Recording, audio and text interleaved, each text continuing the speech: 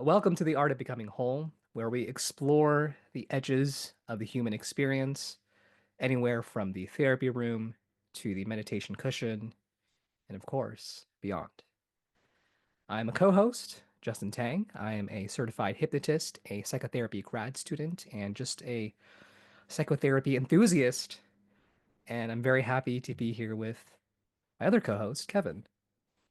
I'm Kevin Stansbury. I am a licensed clinical social worker, longtime meditator, and spiritual enthusiast. And yeah, also good to be here. Let's do it. I mean, to me, attachment stuff is core stuff. Sure. Um, and and then like this idea of there's like a hole that I'm trying to fill. Hmm. hmm Um, that's interesting. Do you feel like everyone has this hole that they're trying to fill?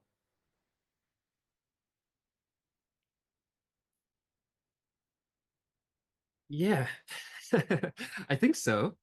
I mean, until you aren't trying to fill it. hmm hmm But like that would be, hmm tying back into what I said we would always come back to. Um, like that to me, that might be like a definition of enlightenment or something. It's like someone who, in a way, they've realized that who and what they are fundamentally is whole. And so there is no hole I there. like to play on words. Yeah. uh, even if it still feels like there is. I'm not saying, it's like you get enlightened and then you don't have the human experience anymore. But yeah, it seems to me like almost everybody, if not everybody, is is either trying to figure out how to not feel this hole anymore, like to heal it, to not have it be there, or they're trying to fill it with something.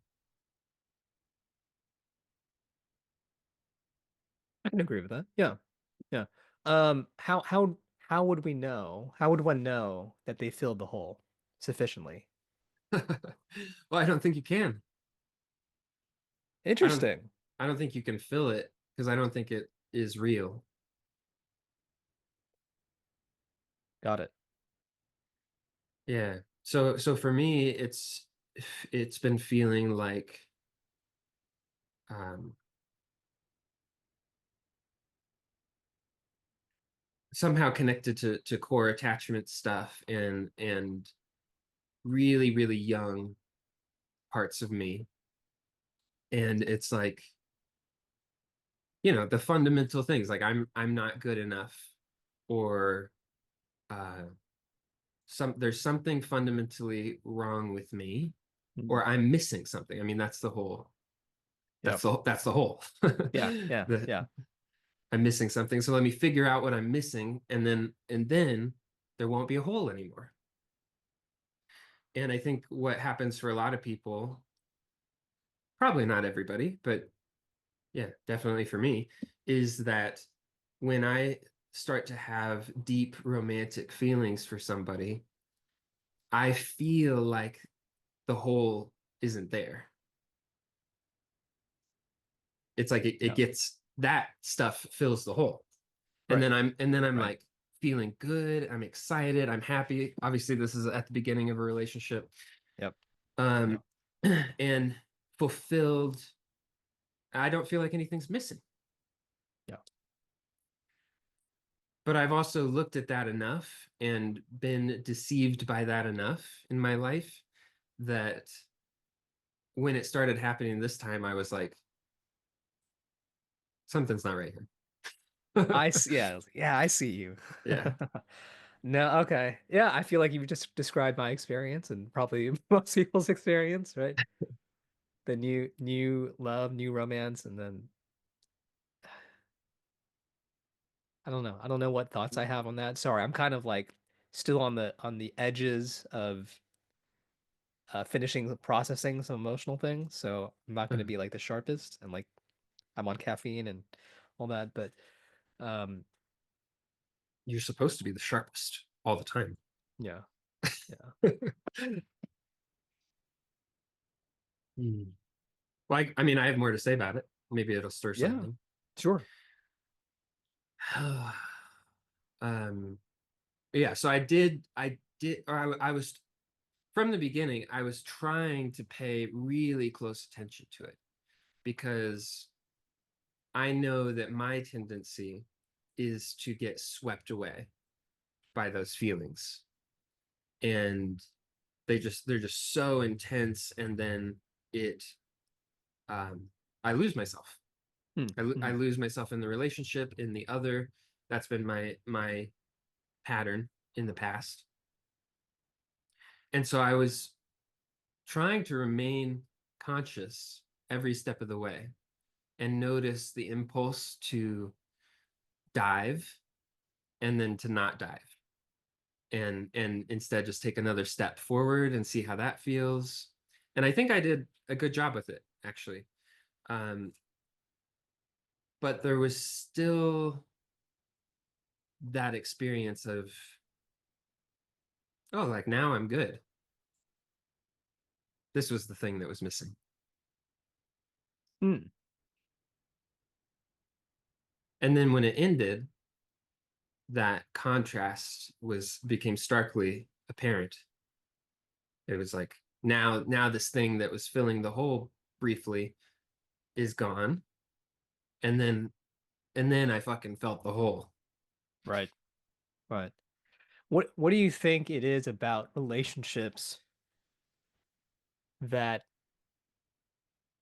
that seems to fill the hole, that makes us perceive that everything's okay? Hmm.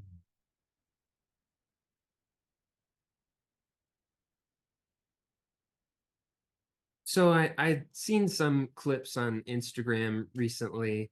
Maybe it was from Ram Dass, or maybe I think it was Ram Dass. I don't know.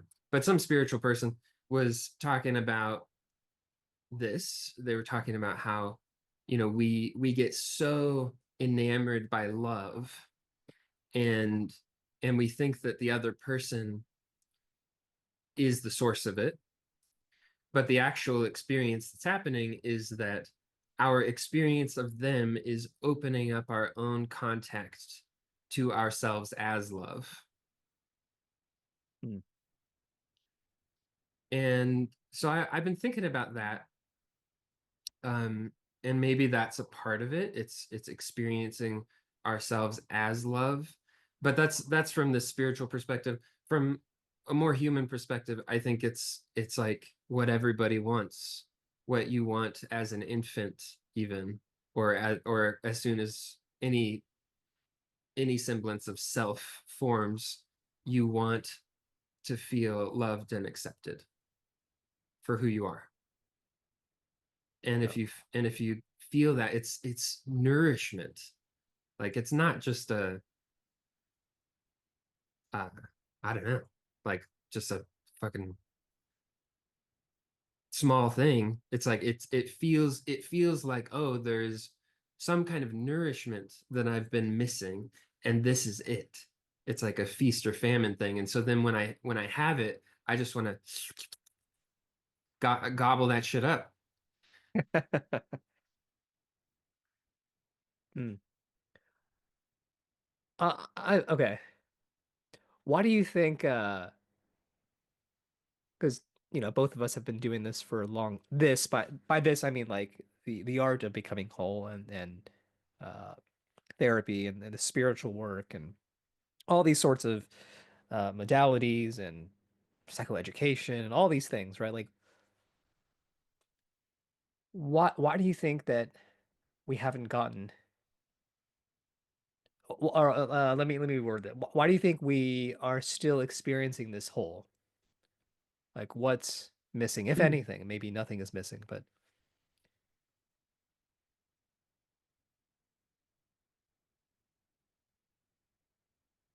Great question. yeah.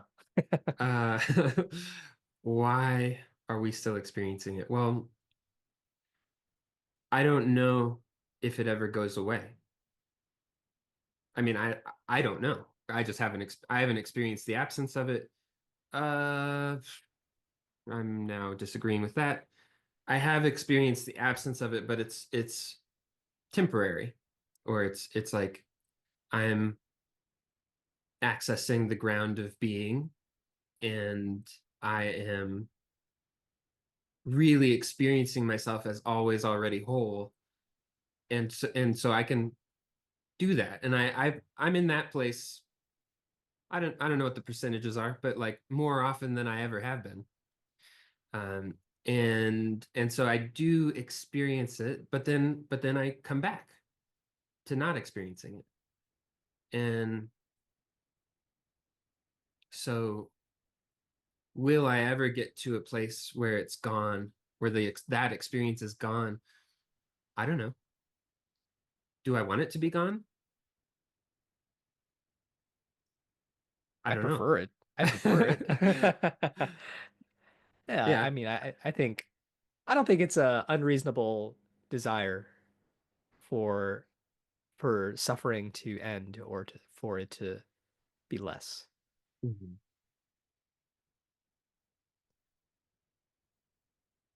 Did you hear my cat? No.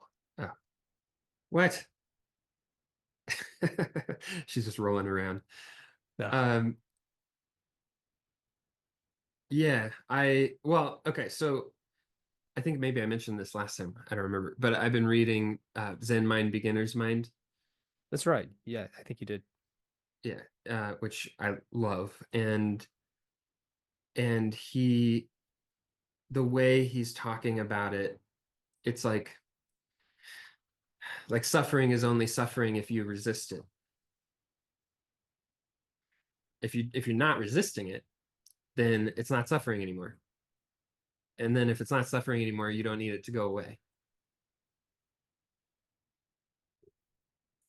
So I wonder if it's like that, where just the identification with the whole changes, and then our relationship to it changes, and then it's fine that it's there.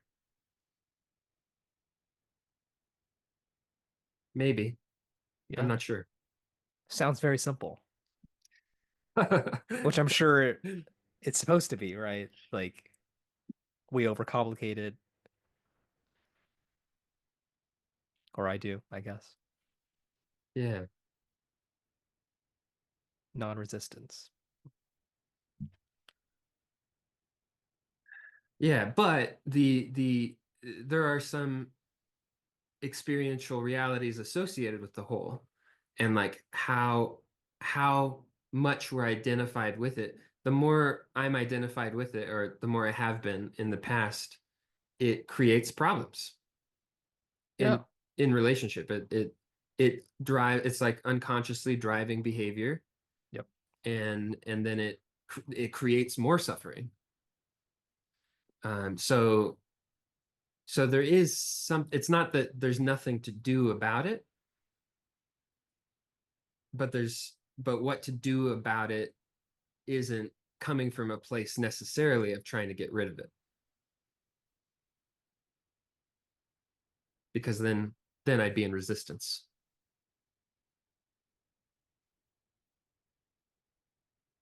Does that make sense?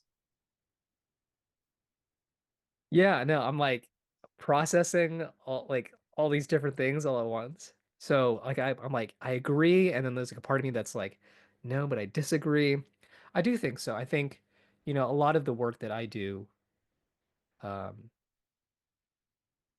one of the fundamentals, at least how I've been taught, the fundamental piece of doing change work is just let go of the attachment for things to change, right? Be present, be curious, uh, but like ultimately you have to let go of trying to fix things, which Mm. is kind of a very difficult piece of the puzzle, but foundational.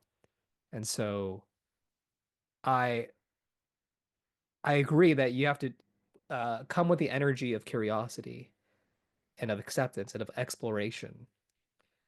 And I also understand at the same time is that we are in a sense attempting for some kind of transformation, transmutation, something, but without, again, without attachment, which is the tricky part.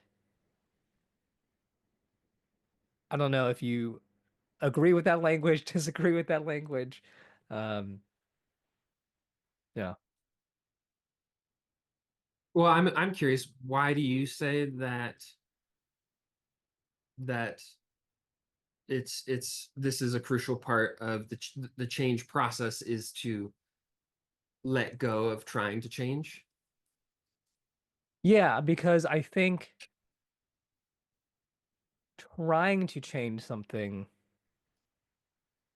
is like what you're saying. It's like it's coming with the energy of resistance. And I guess like technically you could do that and it could work.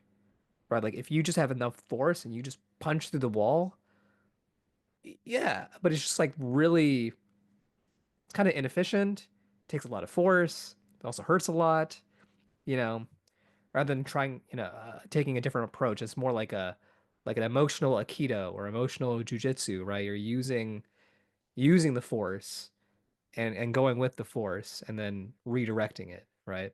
Mhm. Um, I would say that I guess that like trying to change something is coming from a place of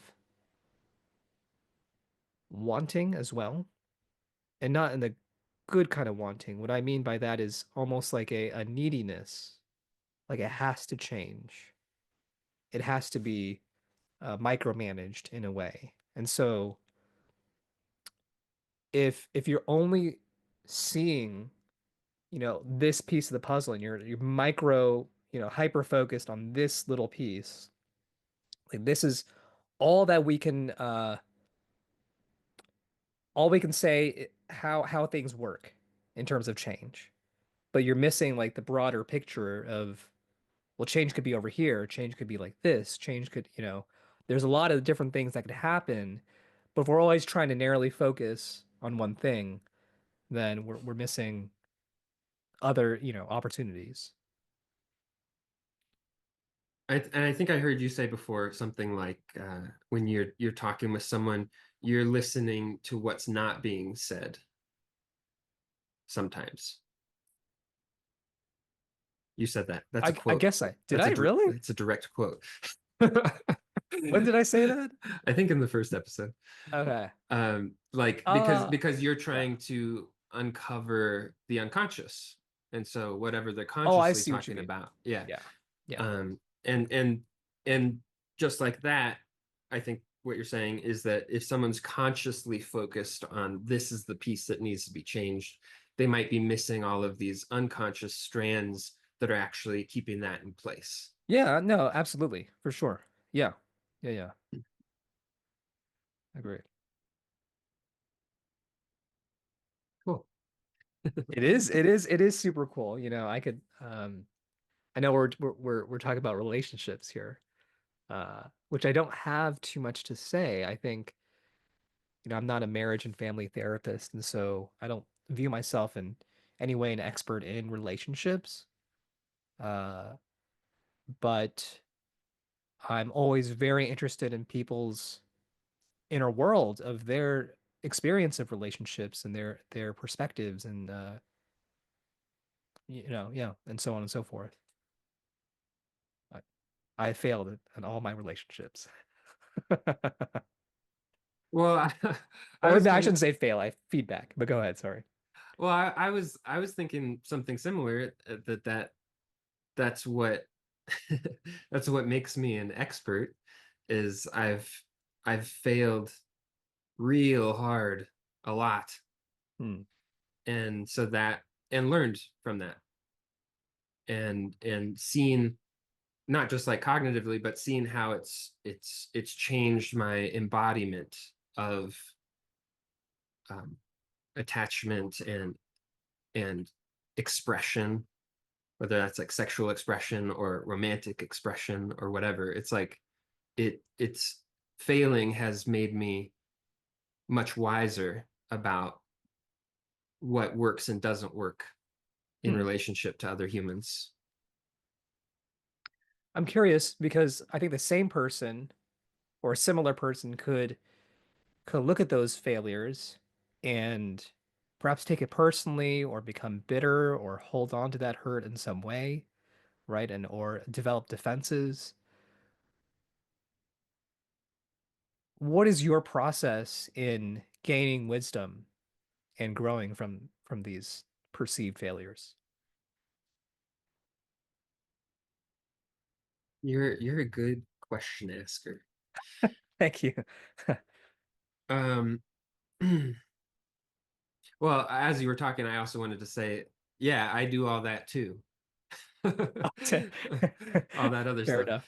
enough. Or I have, or it just depends. But um yeah, what's my process? I mean,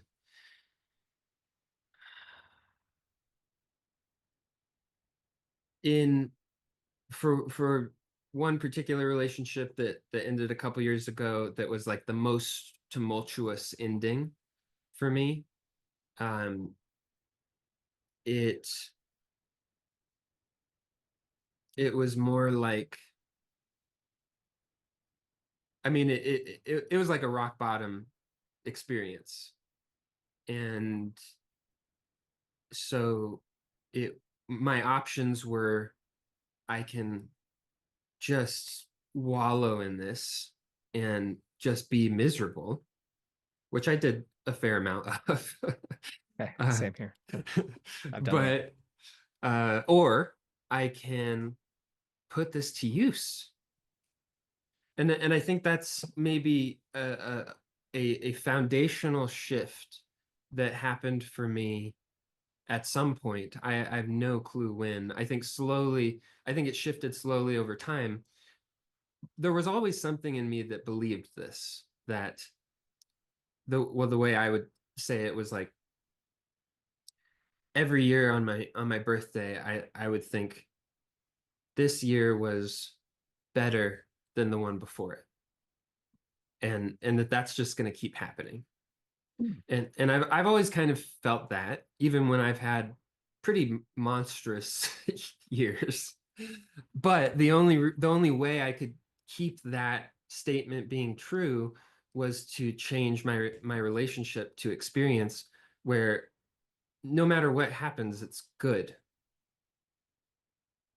Because no matter what happens, it's either I'm a plant, and it's either nourishment like sunlight or water, or it's shit, fertilizer. And Yeah. either way I'm growing. And that's also me in my experience, that's like trusting the divine wisdom of life and my own being, is that it's not there's no way it could steer me in a direction that would be like fundamentally bad or something. That's just my own, if I feel like it's bad, it's always my own conditioning. It's my own Yeah. preconceived notions about something, and it's not the reality of it. Hmm. And to me, this is not just like maintaining a positive perspective, like just trying to be positive. It's, to me, this is realism. This is how reality works, how human beings work. That there's only growth no matter how you see it, or opportunities for growth. Yes, opportunities for growth, because you have to be conscious of it, or else, Yeah. yeah, or or else it's just shit. It's not shit that you can, like, you have to be able to scoop up the shit and place it appropriately. Right, right. Sometimes you need Other the right tools to do that, right? Yeah. Yeah, otherwise it just feels like, yeah, life's just like throwing shit at your face. Like Yeah. that you're not going to feel like you're growing then. That's that's when you get cynical, I think. Yeah. No. But like I I'm said, just I've oh yeah. No, no, I'm just gonna say it's a very powerful frame to view life, to live life. It's like there's only opportunities for growth if I'm conscious of it. Yeah.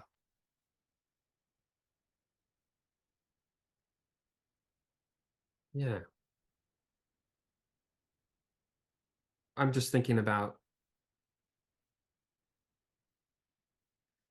um, struggling for words. It's,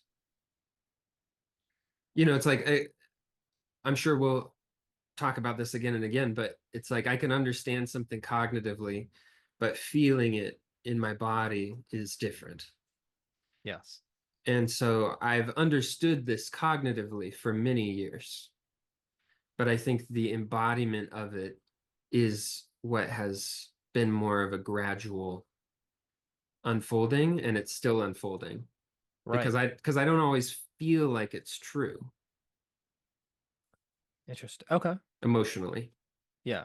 I mean, Yeah. I get cynical. I have my moments, and but then I also have this framework that I've bought into enough at this point where even if I'm getting cynical, that's part of the experience of growth. So that's fine. Yeah. Yeah. It is interesting that as you're talking about that, I'm thinking there was always some part of me, and I mean, obviously it's still there. There was always some part of me that felt like things are just, there's somehow, some way they're going to get better. I don't know when, I don't know how, but some part of me felt like that was true. I don't know where that optimism came from, but honestly, it was not like a giant optimism whatsoever. It was just like it, it wasn't a desperate hope, but it was like a type of hope, but but also just a spark of, yeah, just like a spark of hope. Yeah. I always had that as well, with one exception, which was related to the end of that relationship that I was talking about. Mm, That's the only time in my life that I experienced prolonged moments of hopelessness, I guess, or like of just yeah, like, yeah, I don't know if it's that I didn't think it would get better, but I think I was just in such immense pain that that's all I could see in that moment. right, right. So, kind of continuing with that same line of questioning, you were asking me how I've um, used those experiences as opportunities for growth. Yeah, And so one, it was this frame that we just talked about, and then two, it was like, again, it's not just a positive thinking thing. It was like I was viscerally experiencing the reality of what happens when shit hits the fan. And what to me, what that means, if shit hits the fan, it's, for every time, for me, it's always been, I've I've developed an identity and I'm attached to it. And now life is showing me that that identity was not real. It was built on an unstable foundation. that's like that's your interpretation of what's happening, the meaning that you're giving the hitting the fan. It's my interpretation, but also it's like like I could it was like a visceral experience. It's like, as the pain was coming up, I was like, oh, this feels like it's always been there. This isn't Interesting. this isn't something, and I've been talking with some people lately about this, how people think you can take steps backward in life or like in your healing process or something. And I just don't think that I don't think that's real, with some exceptions maybe.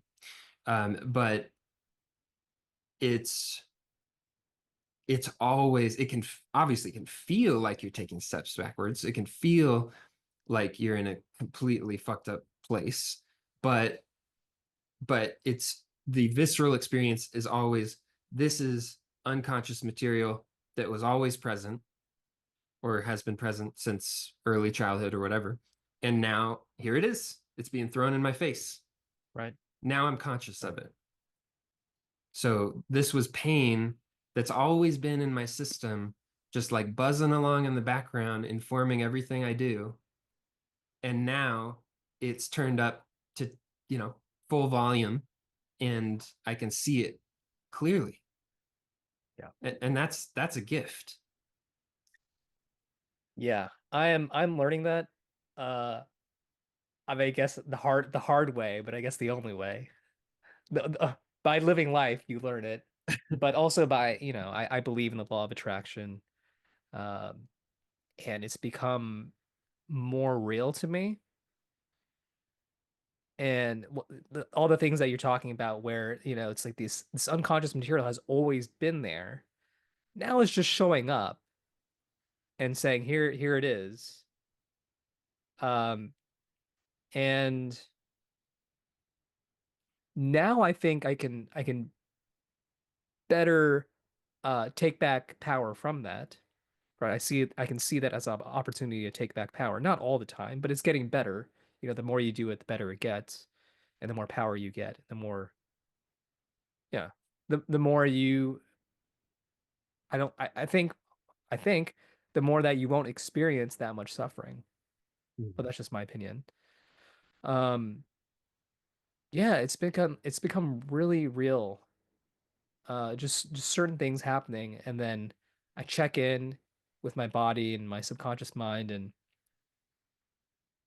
sure enough, there was some kind of belief there, some kind of sense, an emotion that, oh, this was always there, and I just never dealt with it. Okay, cool. Good to know. Good to know. All right.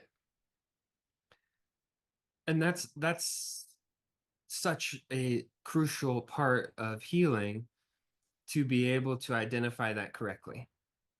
Because what I think a lot of people do is they'll say things like, oh, well, that's just my anxiety, or that's just my depression.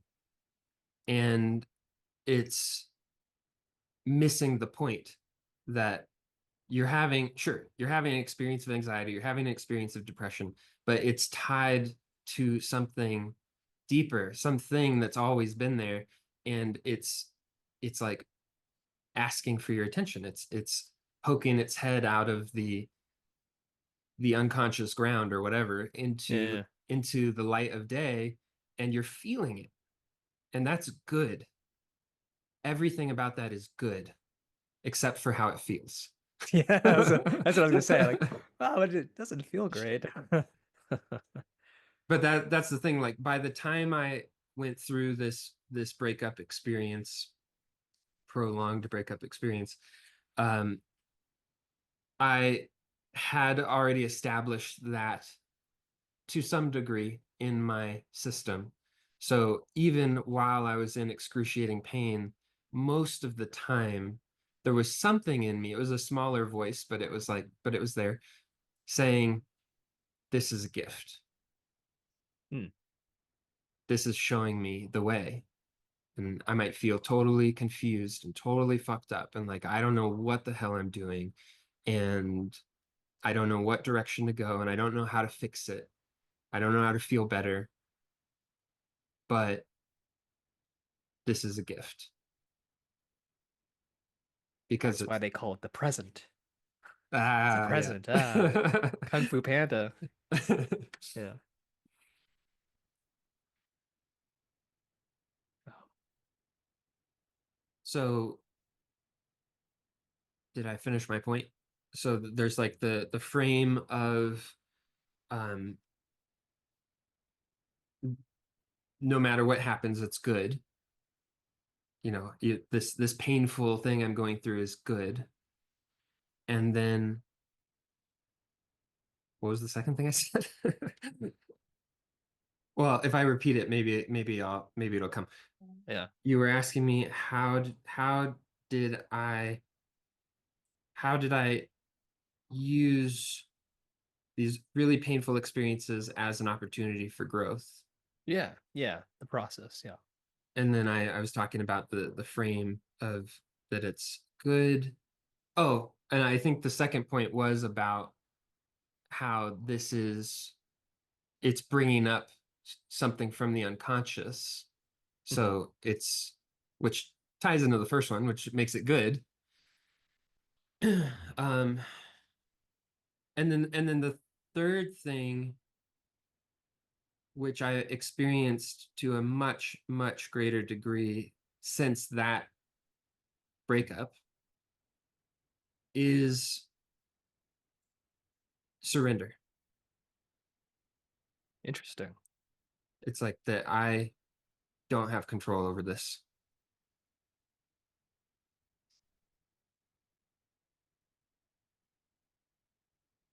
I'm trying to debate whether I should I ask you further on that or should I present what is coming up for me. That one Interesting, because I have a very complicated relationship with surrender. Uh, sounds about I right. think, well, my initial reaction was like, ugh, yeah, it was like kind of like a resistance. Um, Ugh. and it's not to say I don't surrender. I do think there is that. I think the connotation, because of my upbringing in Christianity, it was all about surrendering to the will of God. Hmm. And to surrender to the will of God is to crucify the flesh, is to die to your sinful desires because we're sinners and we deserve the punishment of death, eternal death, which is hell. And so, um, any type of surrender is always just like, literally crucifying the flesh, not literally, metaphorically, spiritually crucifying the flesh, but using those kind of metaphors, right? Dying to yourself, any kind of sexual desire outside of the context of a monogamous, marriage that has been, that's illegal and whatever. Anything outside of that, well, that's sinful. You need to, you got to pray and read your Bible and believe better and articulate the gospel better and all these things. Um, and it's a really gas. I know I'm going into this. It's really gaslighting nature of this thing because it's like you try not to sin. You try not to sin, right? With all your willpower and all these things.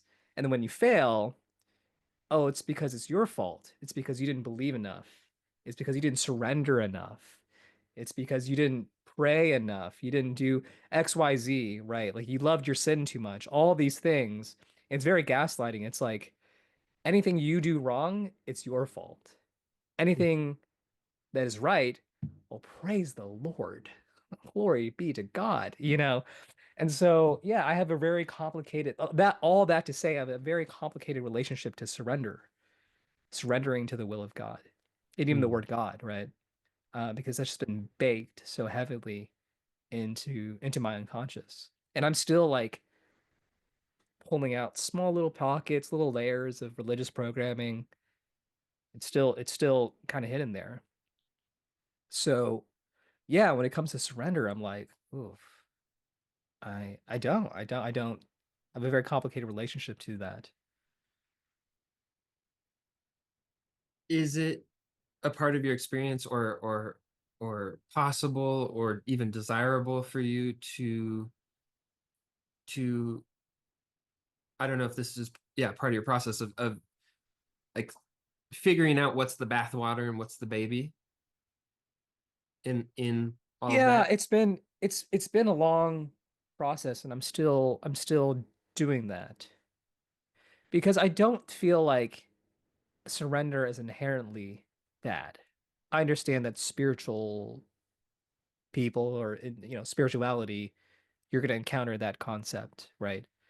And I mean, like one of the foundational books that helped me transition, I guess, into a different paradigm, a different worldview, expanded view, right, of spirituality was the book Letting Go.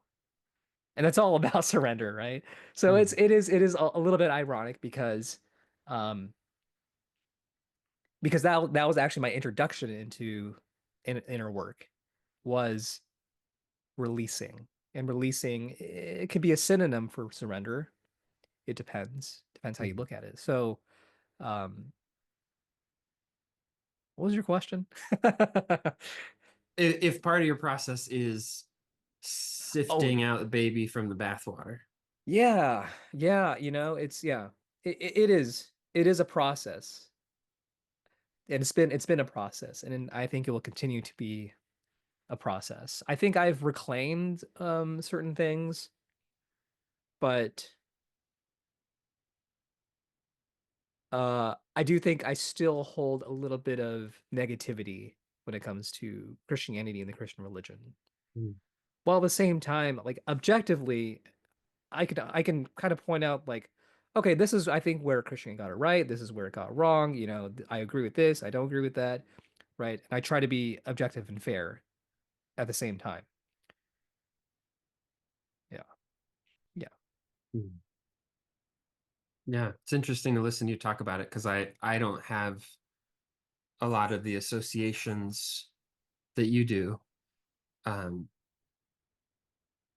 and so like something like dying to the flesh, Hmm. that's like a concept I really like. But I think I probably interpret it real different than a Yeah. fundamentalist Christian. Yeah.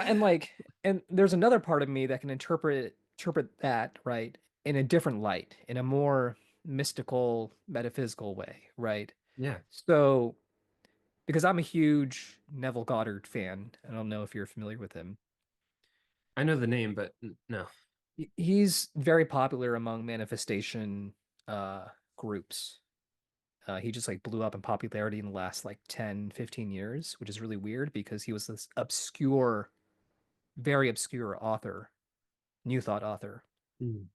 Um, but I guess his teachings are, I mean, obviously every manifestation teacher has their own way of explaining things, right? And so Neville has his own experiences, which are very out there, and he's very kind of uses a little bit archaic language, but he uses the Bible, but in a very mystical, metaphysical way, esoteric way.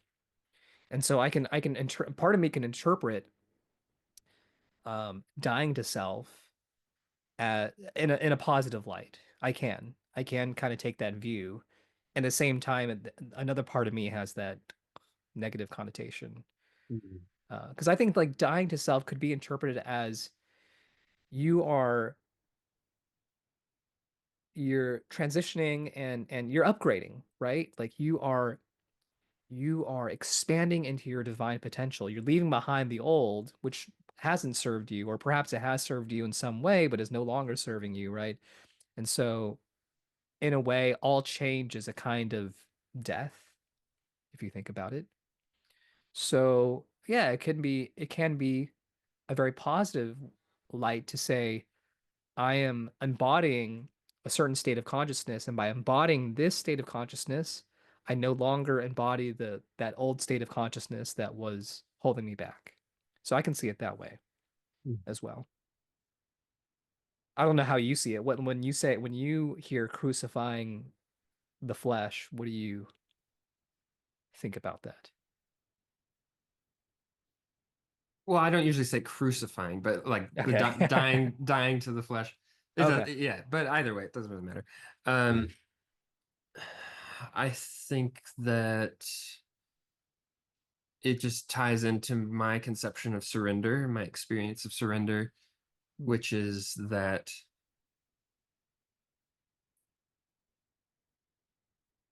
there is, it's like there's different tracks, and if my being, it's like a like I don't know, it's like an energetic train on a Hmm. particular track, Hmm. then the track of divine wisdom or divine will, if you will, um, that's one particular track, and that's surrender. If I am on that track, I am surrendered to the divine will. Hmm. I'll say more about that in a second. Then the other track is, I guess you could call it egoic will, or Yeah. it either comes from my conditioning or it's preconceived notions about what I think life should look like or what I think I should get or want and all of that. Interesting. Now, it is not as black and white as I just made it sound, because I think that surrendering to divine will or divine wisdom is, it's baked into us. It's baked into Hmm. our our expression, the unfolding of us. And so sometimes it just depends how it shows up, but there's crossover where divine will shows up as a personal desire. And so Okay. then it's like clarifying, is this a person, where is this personal desire coming from, Yes. and Yes. what kind of attachment do I have to it, what sort of unconscious things might be surrounding it. And if I'm clear about all that, then it can just be a pure expression of divine will as Kevin doing Yes. shit. Doing shit. The topic of shit has come up a lot. For sure. Uh no, I actually quite agree with a lot of that, and I think that's in line with a lot of New Thought authors. And for anyone who doesn't know what New Thought is, it's a movement that essentially says that your thoughts can are causative, that your thoughts do influence your world. Uh, so yeah, no, I'm totally in alignment with that. In fact, Neville Goddard has said in one of his books that spiritual growth, I'm going to paraphrase, so I'm hopefully not butchering him, but essentially that spiritual growth comes from heeding your desires. Maybe heeding is not the right word. It is following your desires, and the spiritual man listens to his desires and fulfills them within imagination or within consciousness. Uh, Meaning you embody that first, right? You give it to yourself via imagination, and theoretically, it will outpicture in your world. So why did I say that? I think it was just to just yeah, I'm totally in agreement with what you're saying, right? Like God speaks to us in the language of desire, which is a total foreign concept to a lot of Christians. Mm-hmm. But anyways, I won't belabor that point. There's like so many directions to go from here. Yeah, tracks, so many um, tracks. what I want to get into with you is kind of sticking with the original conversation of everybody has the experience of having a hole, Yeah, and then they're trying to fill it, and my mind just went in 100 different directions. Okay, let's see if I can actually like follow the thread here. sure. So so first of all, I want to say something about that, about people trying to fill the hole, Yeah, yeah. because that is, I mean, it can be filled with drugs, it can be filled with sex, masturbation, um, binge watching TV, scrolling on your phone, Could be working work. out, Yeah. work. Hmm. I mean, basically, it could be filled with literally anything. Right. Right. um, even spirituality. Yeah. And I was going to mention, I think. that's a big trap of mine, especially within Christianity as well. Um, but also, what are your thoughts about how psychotherapy, healing, shadow work, all that could also be a trap too, ironically. Yeah. Yeah. You can be trying to fill the hole with trying to fix the hole. Yes. Yeah. For Yeah. sure. Yeah. I mean, I think you and I have done that Yeah. at times. And anyone that gets super passionate about personal development, healing, growth, spiritual awakening, it might be kind of an inevitable thing Yeah. Yeah. at some point, which is it's like part of seeking. Some teachers talk about seeking spiritual awakening, spiritual attainment. Um, that if you're seeking, then the assumption is that you don't have it. Yeah. And if this Yeah. thing is our true nature, then you have it. So there's nothing to seek, but then you still got to seek. What do you mean? Well, that's so this is the, I'll always come back to that sort of messed up Zen logic, which is like non-dual thinking. It's like, yeah, there's nothing to seek, but if you just do nothing and you're not trying at all anything, then nothing's going to happen, probably. There Yeah. has there has to be conscious in Zen, they'd call it right effort. There has to be Hmm. like conscious effort in some direction but it has to become at least for the sake of doing it, like for the sake of conscious effort, not for attainment. Right. You're not trying to get a thing. So it sounds like that's the word for what modern spiritual manifestation people would call inspired action. Would that be the same or similar? Maybe I'm not that familiar with that term. I know what those words mean, but if I understand just by the language inspired action, then yeah, that sounds about right. Although I might do a little caveat and say I think sometimes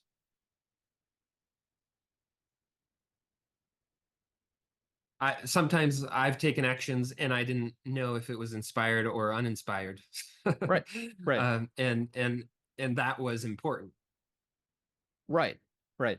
Yeah, I think people kind of have some differing definitions, like on a Hmm. great gradient scale or spectrum. But yeah, some people would define inspired action as you had no idea that you're doing it.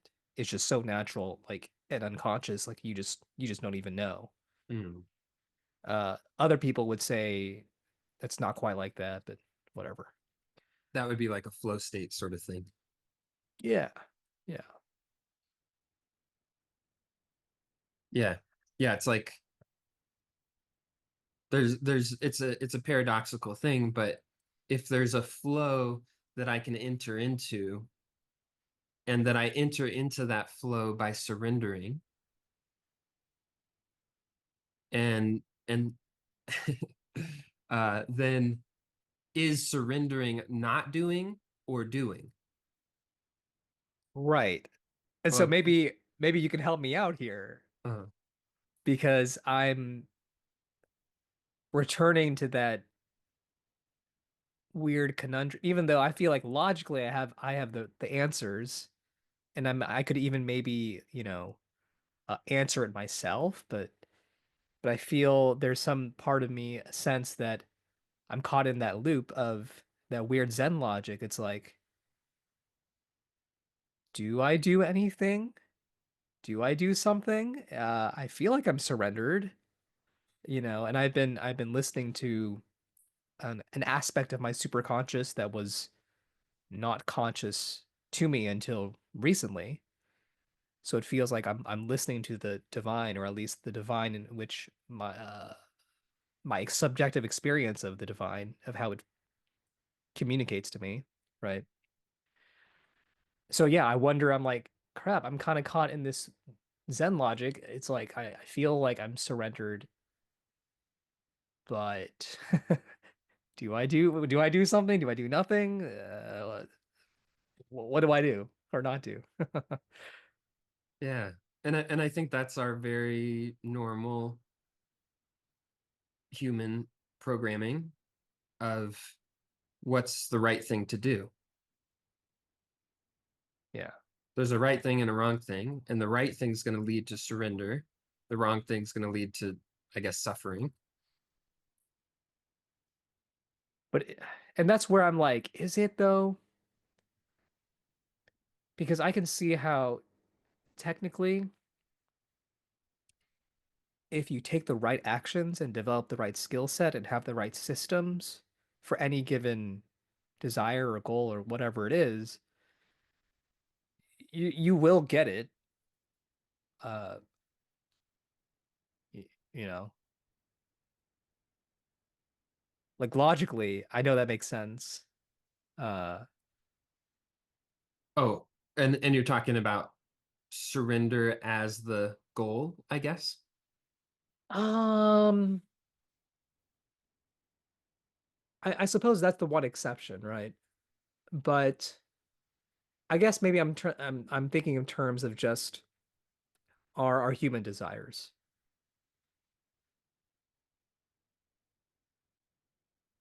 goal setting, and things like that. Like if I wanted to gain 10 pounds of muscle, and if I had the right systems in place, I did the right things that created the right habits, right? And then, had the right nutrition, all that stuff. Technically, well, it's only a matter of time before it happens if everything is in place. And I guess like you don't necessarily have to be in surrender in order to do that. Yeah. So that's where I'm like, logically, I get it. I do think there are people who can do that. And they just, I don't know if brute force is the right word, but they just, they're just able to do that. Um, and it works for them. You're talking about what most people would call discipline. Yeah. Well, I mean, discipline, but also maybe let's nuance it, right? It is discipline plus being smart about it. Yeah. And if I'm understanding correctly, this is what I hear people talk about, where it's like if you there aren't many things that haven't been done. So if you're doing something that has been done, for example, you're building a business, Yeah. then you can refer to people who've been successful with that and Yeah. and adopt their map, their system, Exact. Exactly. Yeah. and then it'll Yeah. work Yeah. because that's a successful map of reality, and so then you Right. can do it. Right. Right. Yeah. And so I'm I have this image in my head that I can't really describe, but it's like I guess it's like fractals, and it's like that's true on more of like a zoomed in level, like a more of a, I don't know, practical, yeah, you want to do X, and so what are the steps for achieving X? Right. And let's do that. And Right. so then that may or may not be surrendered action or inspired action. Right. It but yeah, I guess does it matter if it is or isn't? Yeah. Does it? And I guess like another layer of complication is maybe that is inspired action. Maybe that's what I'm supposed to do. And I just don't know. It's like, Supposed to do is an interesting way of saying it. Well, isn't there a if we come back to the divine will, right? Isn't there technically a divine path and divine, steps?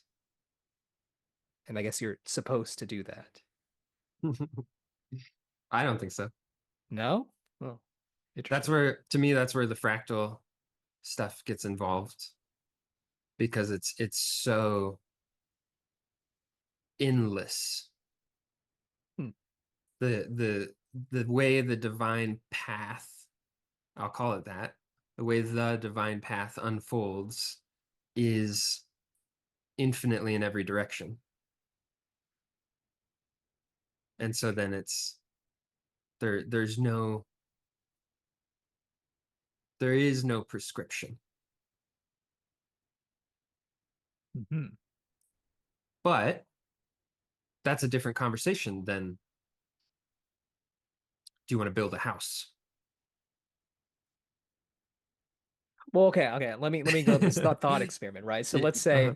let's say you felt the divine inspiration, freaking Jesus comes down from the heavens and just tells you, Kevin, my son, you were going to build a house. Uh-huh. And that's what you know. Okay, it's like, oh, okay, great. Well, the Lord God Almighty just told me I need to build a house. So, all right. Uh, in that case, wouldn't there theoretically be divine steps, right? Like you would have to do X, Y, and Z in order to get that house. Like, let's say if you knew that the divine wanted you to build a house, technically, isn't that a prescription, right? Yeah. Well, it's like uh the the big picture view of that I have of the divine path or the divine will is there's no prescription for following it. But if you want to accomplish something in what appears to be the physical reality here, then um yeah, you might get a cue that, oh, this is like what I'm meant to do, or this is what I'm supposed to do, build this house. And then that's when the mind becomes very useful because it's like, okay, well, how do you build a house? And so then it's like the divine will in operation through rational thought or linear thinking. Yes. Because just to play off this example, one thing that people do sometimes is they do they just do whatever and then they call it the divine will. And so it's Right. like if I'm building a house and then it's like instead of grabbing the hammer and nails, I light something on fire. It's like, well, that's not how you build a house. Yeah, But that then someone might say, it's the divine will. This is what yeah. the divine is instructing me to do. And so that's where it's like nothing gets excluded. It's not like divine will excludes rationality. They actually fit together perfectly. Yeah. Yeah. Or emotion, or the appearance of the physical reality. All of it is is the same thing. All of it is the unfolding of the divine. But then maybe what gets really tricky is how do I know? Well, coming back to your question, how do I know what to do in moments when I don't know what to do? Sometimes we know Yeah. what to do, sometimes we don't. All right. So how do I know what to do? Or how do I know if we're going with the manifestation teachings and it's based on your desire, following your desire? How do you know which desires to follow and which not? Yeah. Answer me. I mean, there's no real easy question because I would say if we come from the premise that God speaks to you in the language of desire, I think we should take that seriously. And at the same time, sometimes what we think we desire, if we peel back the layers, we actually desire something else. So, for example, like there's a lot of talk about in the manifestation community about manifesting a specific person. And I don't want to get into that whole topic, but I think a lot of people when they want to manifest a specific person, um, if you peel back the layers, maybe that's actually coming from the giant hole that we're talking about, right? Yeah. And that they don't actually necessarily need that specific person. What they're really truly wanting is to be in a loving, committed relationship where they are whole and complete as a individual person, but also, obviously part of that relationship, right? Yeah. And so Mhm. I think this is good because I know we kind of veered off track from the whole thing. So so yeah, I feel like yeah, I think if we peel back a layer, sometimes it's we have a fundamental desire that I think is divine, and it doesn't necessarily it's not always going to be the thing that we think it is, right? It could be. This is where I kind of like some of the law of attraction stuff, where they don't necessarily hyper focus on a one desire. They'll say um, this or something better. So you kind of leave it open, Mhm. right? If this is the divine will, great, or it's something better. And so I'm leaving it. I'm giving room for many options.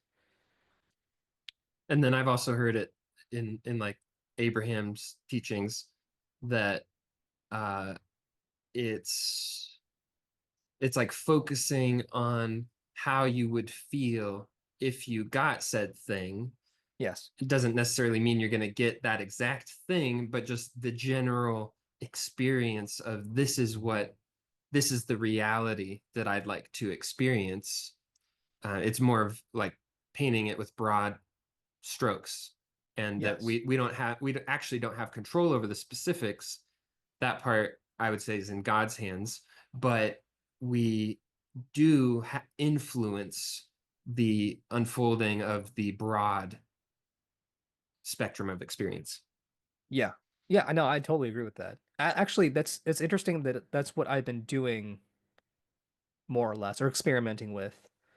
Not all the time, but what I'll do is I'll really just get clear about like if I had this desire already, like if it was fulfilled, what are maybe like three feelings that I would have?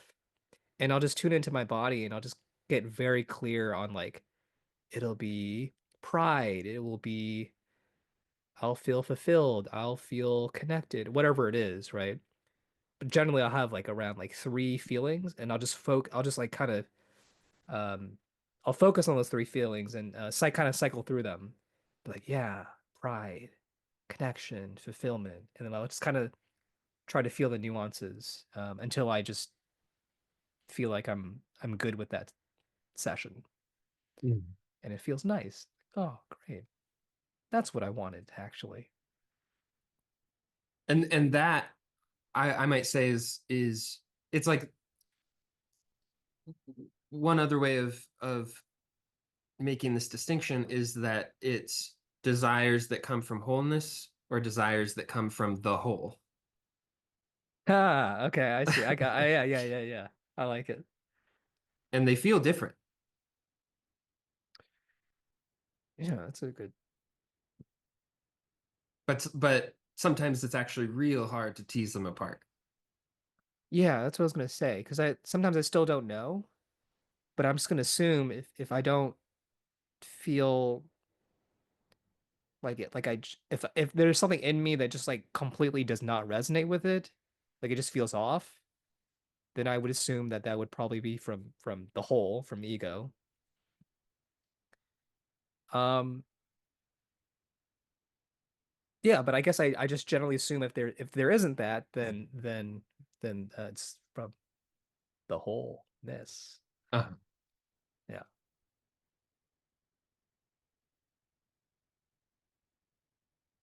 and this goes back to something else that I haven't said yet, that at some point I think we'll probably have a longer conversation about attachment. Yeah. Um, but when I think about what this whole is for basically everybody, it's it's feeling, well, it's a lack. It's feeling the lack of acceptance and love. Is that it? I'd say so. Lack of acceptance and love.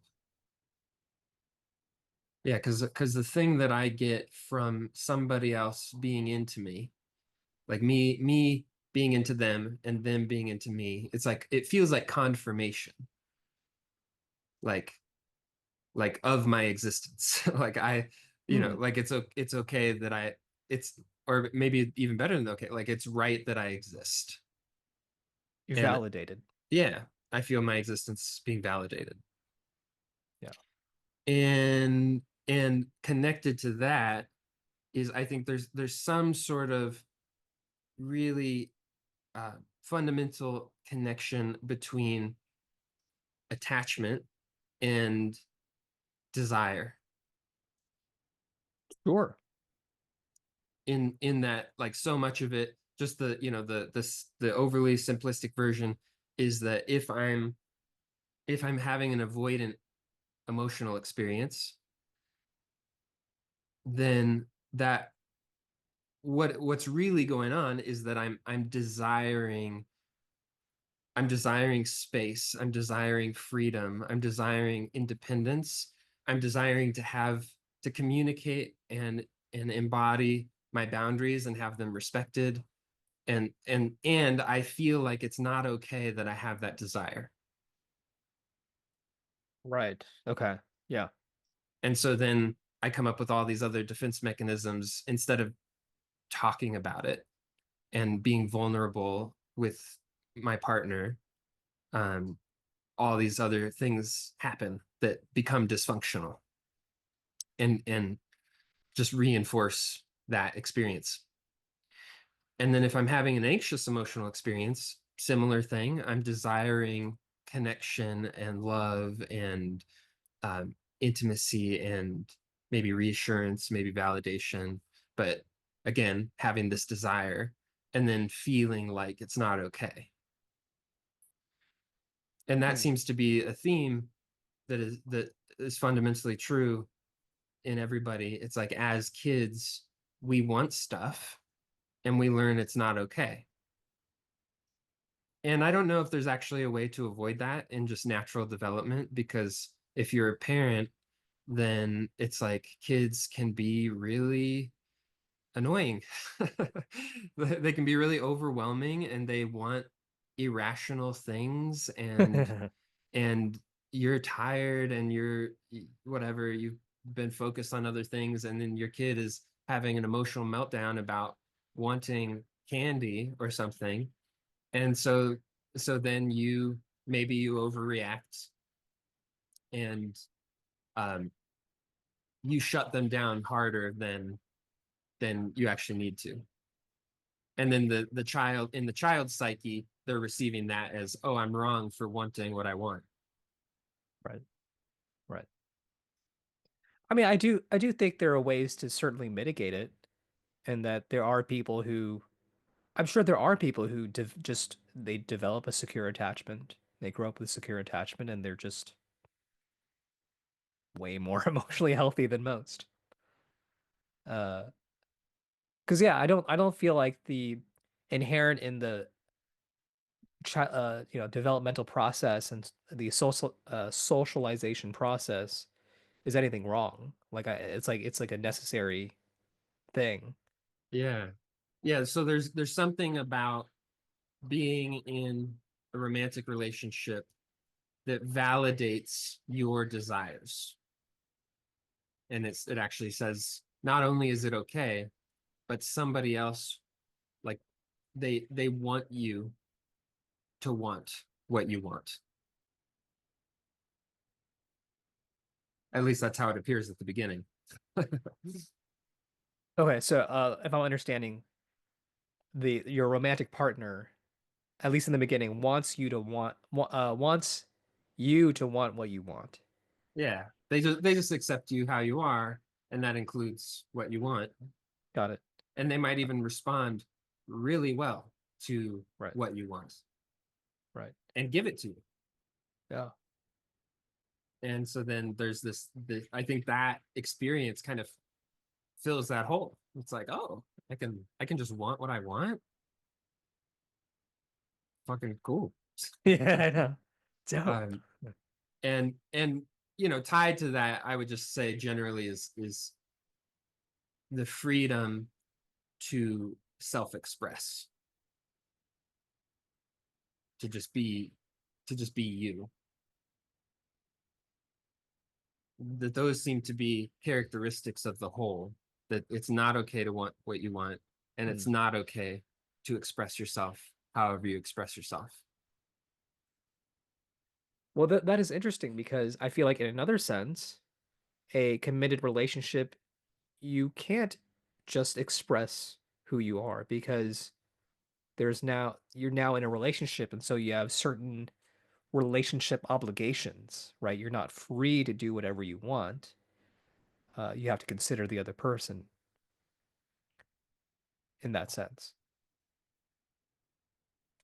You're opening up a big can of worms here. Right? Yeah.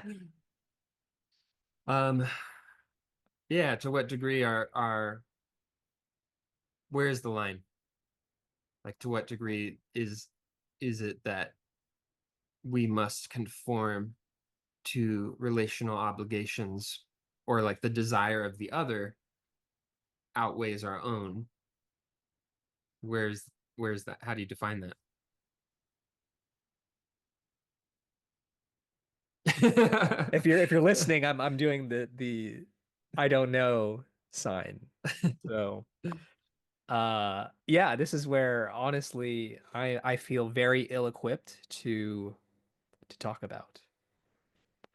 Uh, Again, I'm very happy to if somebody came to me as a client, I'm happy to explore that and do like person-centered stuff and just explore that with them until they find some kind of resolution in the session or a better place, right? More clarity. But in terms of I don't know, what is the line? I think it just depends on who you are. It depends on how that relationship started, right? Like what were the explicit relationship agreements that you had up front, right? Um, so like there's this guy that I really like. His name is Zan Perion, and he's known as the world's greatest seducer, supposedly. But he really embodies the lover archetype. Like he really truly loves women. And he's married now. He's been married for like a decade or so or more. So he's in a committed relationship now.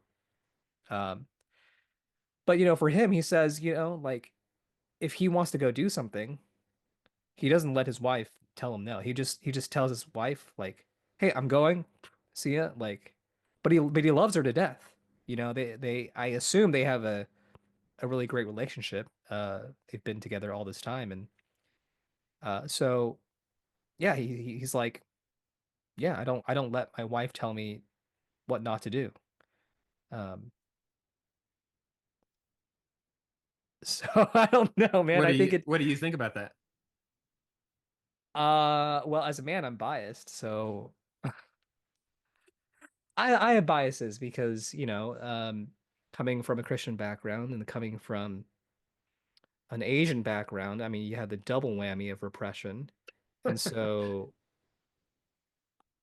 I as of right now am very much, my highest value is freedom. And so freedom for me is being able to do what you want when you want with whomever you want, right? And so, I'm biased. Like, I think I look at that, I'm like, wow, that's really cool. Now, could I actually pull that off? Like, do I, I'm saying I don't know. I think there's a growing process there, right? Um, yeah, but I'm biased. So, but I'm sure from a female perspective, right, there might be a different conversation there. So, I would need to know more about how that works for this couple, yeah. and like how it actually shows up, because I'm assuming they have agreements. Oh, yeah. May I'm sure they and do. Yeah. so unless it's an open relationship, it's No. not like it isn't actually black or white, like I can do anything I want at any time. It's like actually there are some parameters Yeah. here. Yeah. Um, but it sounds like it's not based on obligation. It's based on actually the compatibility, that they both want the same thing, generally, broadly, for their lives and their relationship, and that most stuff that he might want to do isn't going to interfere with that. Yeah. No, I agree. I agree. It's not totally completely one-sided and just like, go make me a sandwich type of like it's not as far as I know, it's not that. Uh, And it's not an open relationship. He's admitted that he's like a one what do you call it? One girl type of guy. okay. So, yeah. Yeah, and then I think that historically most people are really, really bad at creating, discovering, honoring this dynamic dance between independence and connection, or independence and interdependence. And that right there probably constitutes, I don't know, All 80% of challenges in couples. relationship conflicts. Yeah. Yeah. If Here, not more. I want you to tell me what you think about this, because this is the one thing that, as I was a Christian, I heard this from a mega church actually in the area, and I've never forgotten it. It was a very good piece of psychological wisdom, and he said that all conflicts stem from uh, a a difference in expectations. Hopefully, I'm not butchering that. I'm pretty sure that is the essence of what he said. All relational conflicts just come from differing expectations. And I was like, whoa, yeah, kind of. Yeah. What are your thoughts? Maybe we can nuance that, but Yeah. I don't I don't know. I feel like there might be something to disagree with in it, but I'm not coming up with it. So like generally that's probably true. When I'm working with couples, what I say is that um, most conflicts happen because two people are trying to be heard at the same time. hmm, And I think that that's probably very much connected, because it just has to do with expectations of how you expect the other to receive you, or how you expect them to react emotionally, or or whatever. Just yeah, whatever your the conflict is about, there's some sort of difference in who's expecting what. right, right. um yeah. Can I just take a side tangent with that real quick? Yeah. A part of me is skeptical about marriage counseling. And the reason I say that is, and you can tell me if I'm wrong because you're actually doing it. Um, it seems that the majority of marriage counseling is a lot about we need to work on our communication skills. We need to there's this communication technique, and it's a lot of like type of strategies that you have to implement. It's just a matter of implementing these communication strategies, and then once you do that, then the relationship is fine. Um, and if that is the case, then I'm highly skeptical of that. I'm sure it does work to a degree. I'm not like, you know, uh, I do think those some of those things are necessary. Like I don't think you should not have strategies to implement. But I'm kind of like very skeptical about like long-term, real deep lasting change from that. Uh, and I don't know if I perhaps mischaracterized family marriage therapy or yeah. So I don't think you mischaracterized it. I think that is what the majority of modalities and trainings focus on. And I mean, the primary ones that seem to be the most popular would be like Gottman mhm. and EFT. Mhm. Um, that those seem to be the modalities that couples therapists get trained in. Well, I like EFT. Yeah, and I know more about EFT than I do about Gottman. I'm sure there's good stuff in both of them, but I think you're hitting the nail on the head. And it's like there's a deeper fundamental issue. Yeah, And sure, communication skills probably will help. Most people do anything. right. um, I'm big on communication. I think that it's to develop that skill is one of the most useful things a human can do in a world full of other humans.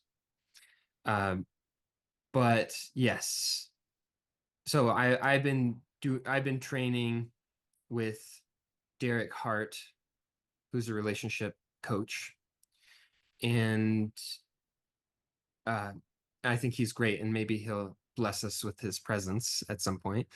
But yeah, I think he gets more to the heart of the matter because even outside of communication skills, a lot of people get focused on attachment or they get focused on family of origin stuff in couples therapy as well. And it's like, well, you're reacting like this because of the stuff that you went through as a kid, or um, or you're just avoidant.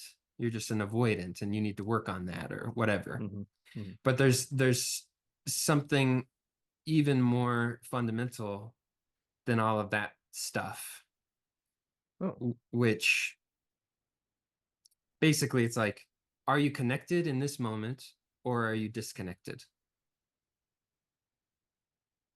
And if your if your strategies in therapy, either the therapist or the client in couples, if your strategies reinforce disconnection, then you're not solving any issue because you might be able to communicate using nonviolent communication techniques or whatever, but just because you say something that sounds smarter, right, it's like it might still hurt the other person in the same exact way. right. And so it's like, yeah, are you continuing these micro hurts? You know, there are big hurts in relationship, but most of them are micro. Mm. And I see it all the time. And this is what I try to support clients with is becoming aware of the thousands of little cuts that are happening in a conversation. And you could see it. You know, someone says something and then the other person rolls their eyes. And they saw you roll your eyes and now everybody's hurt. Right. That was a moment fostering disconnection. And so to change the relational style completely so that it's really highlighting the truth, which isn't true for everybody, I guess, but most people, even underneath all the dysfunction and attachment stuff and whatever, trauma, they don't want to hurt their partner. Most of the time, if this is a long-term committed relationship, this is the most important person in the world to you. And it hurts you to hurt them on some level. Yeah. But what happens is I'm being hurt and I want to defend myself. And in the automatic defense, I hurt the other. And then they want to defend themselves. And then it just goes back and forth. And then you're just hurting each other. So it's like slowing everything down. This is where I think I what I like to call relational mindfulness becomes really, really crucial. It's your ability to stay present with what's happening in yourself in particular, but then in the dynamic so that you can feel every little hurt that happens. And then you can stop doing that Hmm. because you don't actually want to. It's just really, really fucking vulnerable to let the other person tell you all the ways that you hurt them and to feel the pain and discomfort of that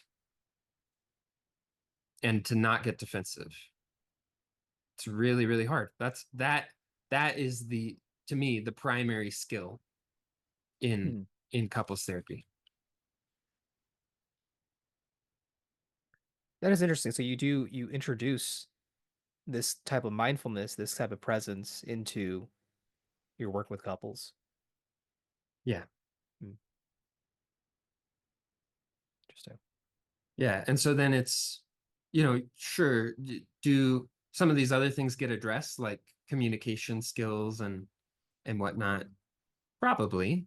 I like to include them to some extent, but oftentimes it's like it's a sidetrack. Right. It's not really the core thing. And that addressing that then creates healing. Yeah. It heals the relationship and then it heals, all these other things, attachment, wounding, and whatever. Being in a relationship where you can be transparent about the hurt you're experiencing and where you can, it's not necessarily take responsibility for, but it kind of is. It's like you are one organism and two when you're in a relationship. Right. And so in order to nourish the one organism, um, you have to be able to make that a priority in certain moments, in moments of hurt in particular. So then I'm no longer the priority because if I'm the priority, I'm just going to keep getting defensive and trying to prove you wrong. Hmm. So then there's this recognition that your pain, your hurt is my pain and my hurt because we are this one organism and we're hurting. Hmm. But I think where it even gets challenging for me is, well, what if my partner is completely misperceiving the situation because of their history? And there's a time to talk about that, but it's after validating their hurt. Got it. Yeah. Typically, there's a part of me that disagrees, and but like this is how I conduct couples therapy. I may not follow my own advice in relationships all the time. Hey, guilty as charged, right? So it's it's always easier to talk about it, right? And then versus experientially embodying that thing. Yeah. Yeah. Yeah, because then you have to feel it. Yeah. It's strange. Like, why are we so averted to feelings? And I'm asking that from even I've done so much feeling work, like a lot. And then there's inevitably always something that's kind of it's very subtle. And I check in and I'm like, wow, I've been avoiding this feeling. And it's been really subtle. Why the hell, why was I avoiding this? Like I felt this before. Um, it's just interesting. Yeah. And I think that brings it all back around to the whole, Yeah. because I think the way that we actually experience ourselves as whole is by feeling everything associated with the experience of not being whole.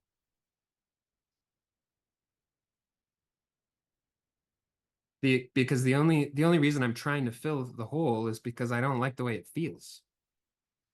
There's something in it that's Yeah. so terribly uncomfortable that I'm just like, let me do something to get away from that. Right. And if I could figure it out, then I will permanently remove that feeling. That's the idea. That's a great idea. I think. but but for me, when I, maybe not every time, but a lot of times, if I allow myself to be present with the experience of feeling like I have a hole, that I'm missing something, and I really go into the feeling and just let it do its thing, then I experience wholeness. Maybe not immediately, but Sure. definitely. And that it's, yeah, that's the, well, it makes sense to me, because it's like I'm looking at this whole chain of events from early childhood on, where it's like I was saying, it's like we have desires or feelings, and then we get the message that all of that is not okay, that we're inconvenient for having that, or whatever. And and so then our minds develop unconscious mechanisms to curtail the feelings, Right. lock them away in a box, lock the desire away, and and so now we're adults, but these mechanisms are still in play, and we're still trying not to feel whatever. And that's why I unfortunately I really like the bumper sticker slogan of healing is feeling.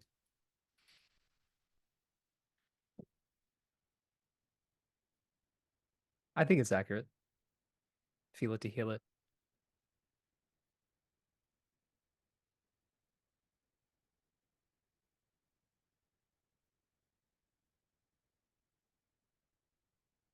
And so back to surrender.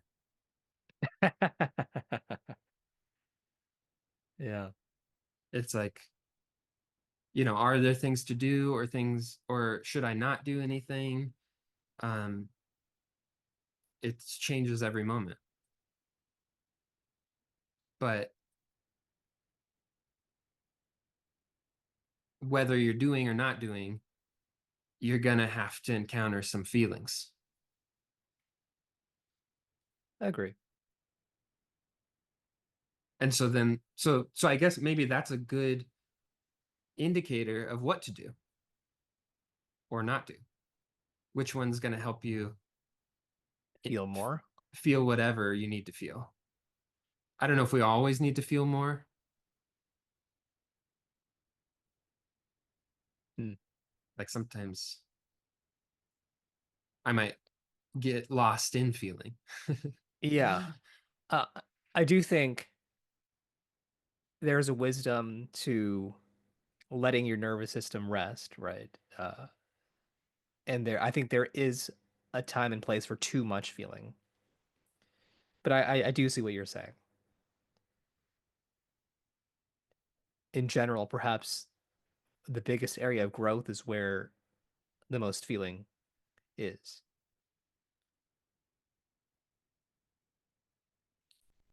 Yeah, that seems to be true. Yeah. Yeah, so people come into therapy and they have a big feeling and they don't like it. Yeah. And then so much of the process is first dealing with the preconceived notions about not liking it and wanting to get rid of it so that you can then be present with it and understand that it's serving you up wisdom on a platter.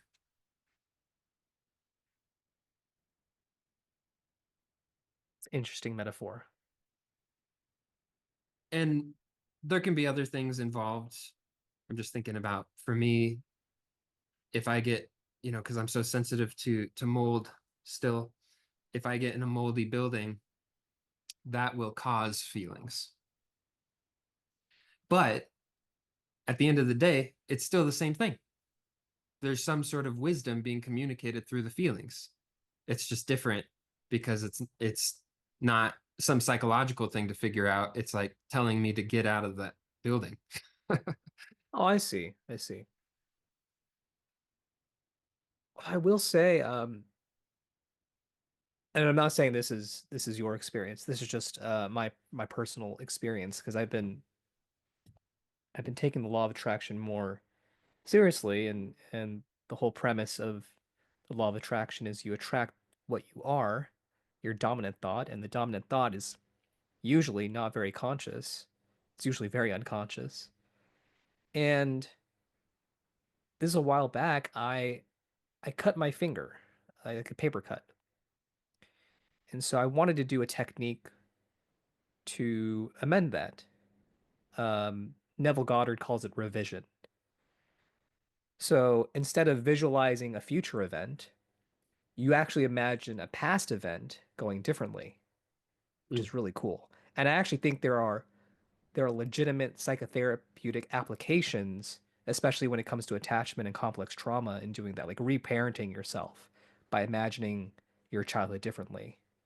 Of course, it's not going to be like a one session, this is going to be a process, maybe 1 year, 2 years, depending on how, you know, complex the trauma was. But anyways, you imagine something differently in the past. So I'm like, okay, I'm gonna imagine myself. I never cut myself. I never cut my paper because I'd like to experiment with this. But like, I just felt such intense resistance even trying to imagine that I didn't cut myself, like more than usual. And I'm like, dude, what is going on? This is not normal. And I feel into my body, and lo and behold, there was emotional pain that I've been holding, and also probably some kind of a secondary gain, right? Some kind of secret unconscious benefit that I'm getting from holding on to this emotional pain. But once I was able to clear that and clear and really feely full fully feel I can't fully feel the emotional pain, or just let it go, or whatever what have you, then I was able to like actually revise it in my mind. Now, I think I probably needed to do that a little bit more, but it was interesting because I think in that moment I kind of made the connection. Oh, like that paper cut was not accidental. In one level of consciousness, it's like, yeah, like you just cut yourself, right? It was just unlucky, right? Mm. But another level is it was a reflection of the emotional pain that I was holding. And so I attracted that into my life, I think. I can't prove it, but And I think we'll probably have a full episode on manifestation stuff, yeah. at least one. And but I also think of it maybe as um not it's not always that it was necessarily the physical thing was a reflection of an emotional thing, but that even having the experience caused you to go into this reflection about it, which Fair. Yeah. then led you to discover some deep shit. Yeah. Yeah. No, I agree. I agree. Which, yeah, so I've thought about that for myself a lot with the mold, because I mean this was like a 20-year plus experience. And so I've thought about like how or why did I create this? And I don't have all the answers yet, but it's I think it could be seen from those two perspectives of like there was some trauma and emotional stuff that that potentially led to the manifestation of this experience, and then also made it go on for so long, and it's still kind of going on, um and or that it's that the experience has actually caused so much healing, Hmm. because then it has created so many opportunities for me to look just keep looking inward, like what's going on, why is this happening, how yeah how is my emotional experience, mental map, all of this stuff feeding into this ongoing experience, or creating resistance to it, blocking me from surrendering. Right. Right. And I like that because I think a lot of the manifestation teachings can be used against yourself or others, where it's like, Yeah. well, yeah, you're create your shitty beliefs are creating that. Right. Get Yeah. over it. Yeah. So feeling kind of like we're moving towards an ending here. Sure. um is there anything left to say right now about this experience of having a hole, or like lacking something, missing something, and then the other experience of being already whole?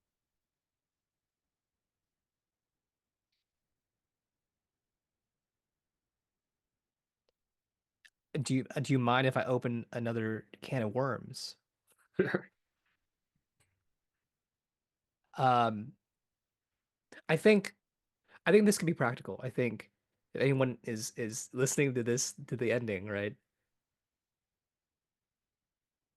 Notice the language that you use, right? Notice the metaphors that all of us all of us use, in our culture, but specifically the ones that you use, right? And if it's a whole, I think that's very significant. And we should take care to accept and to explore these metaphors as they show up within our perception, within our body. And I think when we explore those metaphors and we notice where that hole is, or where it's not, or where the hole ends, right, where the edges uh, end, and I think like the more you explore this, the deeper into feeling you'll go, and I think the more unconscious material will come up and can be healed. And so, yeah, that's all I want to say is like all of these metaphors are really amazing tools for healing. Yeah, and it is a metaphor because, well, you do not have a literal hole. As far, I mean, we've got some holes, but not that kind. And Yeah, uh yeah, and the only thing that I want to say about it, which could be its own rabbit hole, is that another way of looking at it is that it's like we're trying to fill this hole because it feels empty, or it feels like it's missing something. But the reason there isn't a hole is because when when I talk about wholeness, or like we are always already whole, that is that's presence. That is divine awareness or Mhm. beingness. And it doesn't feel like a thing.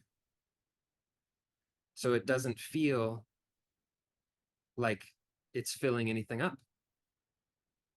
That's why I always really liked the Buddhist conception of emptiness with a capital E.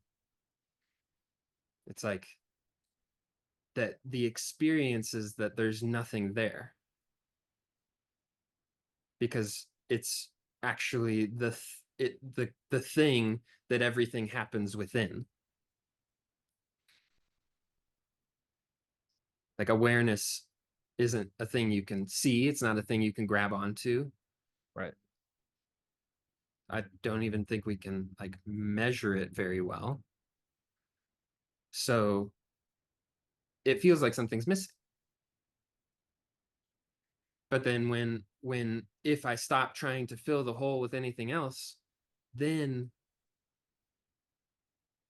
I can open up to this experience of presence. And when we open up to the experience of presence, then we feel everything. Interesting. I I wouldn't have thought of that order. Well, I was also just thinking, well, maybe sometimes I'm opening up to feeling, and then that leads me to presence. I So, guess both are true. mhm. Yeah. Yeah.